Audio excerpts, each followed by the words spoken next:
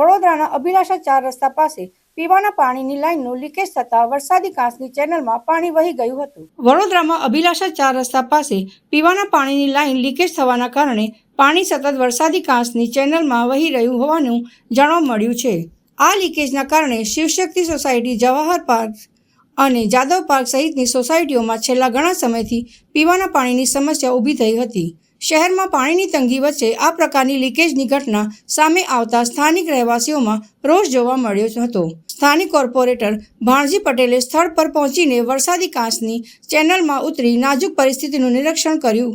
સ્થાનિક નિવાસીઓ મુજબ ઘણા દિવસોથી પાણી પૂરતા પ્રમાણમાં મળતું ન હતું। અનેક વખત પાલિકાની રજૂઆત કરવા છતાં કોઈ હલ જોવા મળ્યો ન હતો।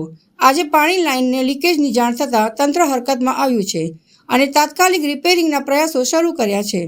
શહેરમાં પાણી બચાવવા અનેક પ્રયાસો થઈ રહ્યા છે, પરંતુ જો આવી લીકેજ સમયસર શોધી અને દુરસ્ત ન કરવામાં આવે તો હજારો લીટર પાણી વેડફાઈ જાય છે। સ્થાનિકો તંત્ર પાસેથી માંગ કરી રહ્યા છે કે આવનારા દિવસોમાં આવા કિસ્સાઓ સમયસર ઉકેલાય અને પાણી બચાવવાના પગલાં લેવામાં આવે।